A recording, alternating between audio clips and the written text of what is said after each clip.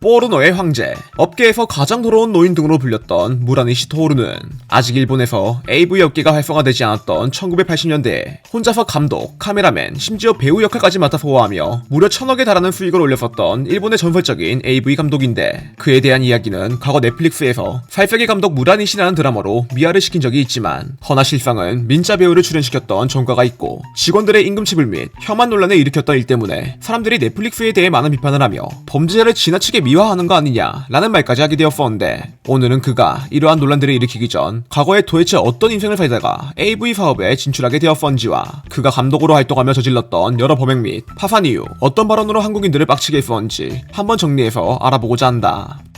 1948년 일본의 후쿠시마 현에서 태어났던 무라니시는 고등학교를 졸업하자마자 곧장 도쿄로 상경해 글로리아라는 회사에 영업사원으로 취직하며 영어사전을 팔기 위해 사람들의 집을 돌아다닌 적이 있는데, 당시에 판매하려고 했던 책의 가격이 지금 환율로 약 1000만원에 가까운 금액이라 다른 동료들은 한 달에 4세트만 팔아도 운이 좋았다며 자축을 하곤 했지만, 나이 때부터 신의 혓바닥을 가지고 있었던 그는 매달 20세트에서 최대 100세트에 달하는 책을 판매하여 5년간 이달의 판매형으로서 꽤나 많은 돈을 모은 결과 이후 이 돈을 들고 부대에서 탈영을 했던 미군을 고용해 영어학원을 만들거나 게임기가 설치된 카페를 개점하며 더 많은 부를 쌓게 되었었다고 한다.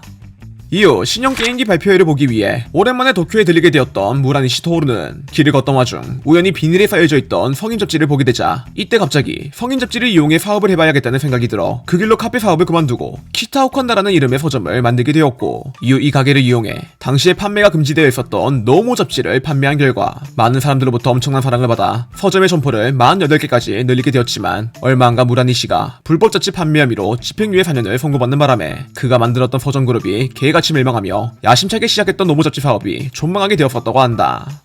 이후 크리스탈 영상이라는 이름의 회사를 만들며 성인용 비디오를 제작하게 되었던 무라니시는 당시에 회사를 만드는데 많은 도움을 줬던 니시무라 사장의 이름에서 영감을 얻어 이때부터 자신의 본명인 쿠사노 히로미를 버리고 니시무라를 거꾸로 뒤집은 무라니시와 통한다는 뜻의 단어 토오루를 합쳐 빛과 전과가 있는 내가 과연 세상에서 통할 수 있을까 라는 의미를 가진 무라니시 토오루라는 예명으로 활동을 하게 되었는데,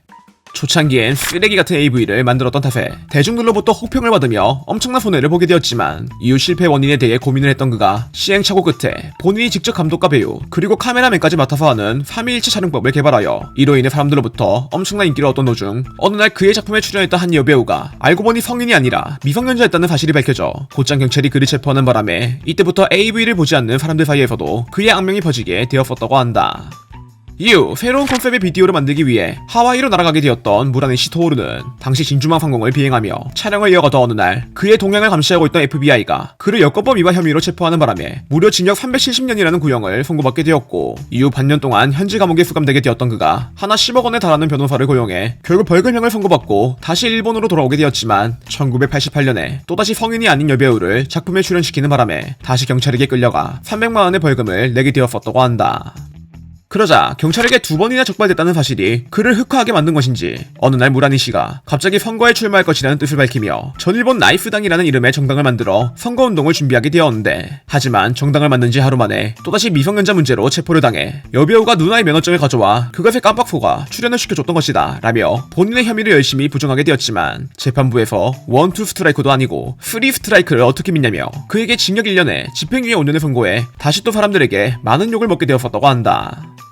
이후 무라니시 토오루는 크리스탈 영상을 나와 다이아몬드 영상이라는 회사를 만들며 독립을 하게 되었는데, 그동안 갈고 닦아왔던 AV 촬영 실력이 드디어 빛을 발한 건지 이때부터 작품만 만들었다 하면 히트를 치며 연매출 1000억 원이라는 엄청난 돈을 벌게 되었고, 당시 이 돈을 이용해 배우들에게 수천만 원에 달하는 개런티를 주며 회사에서 10명 이상의 배우들과 함께 살거나 사진 촬영을 명목으로 함께 해외여행을 다니는 등 방탕함의 끝판왕 같은 생활을 즐기며 인생에서 가장 행복한 시기를 보내게 되었었다고 한다. 하지만 1990년대에 들어서며 일본의 거품 경제가 붕괴하게 되자 그동안 잘 되어오고 있던 비디오 사업이 몰락함과 동시에 과거에 무라니시가 과도하게 구매했던 부동산 및 거액의 돈을 들여 진행하고 있었던 방송국 때문에 회사가 도산하며 약 500억에 달하는 부채를 안게 되었고, 이후 이 빚을 갚기 위해 계속해서 작품들을 찍어나가며 1996년엔 DVD로 만든 새로운 작품을 판매하기도 했었지만, 하지만 더 이상 과거와 같은 위치에는 오르지 못해 이후로 옛날에 만들었던 작품들을 판매하며 결국 2013년에 500억에 달하는 빚을 전부 갚는 데 성공하게 되었다고 한다.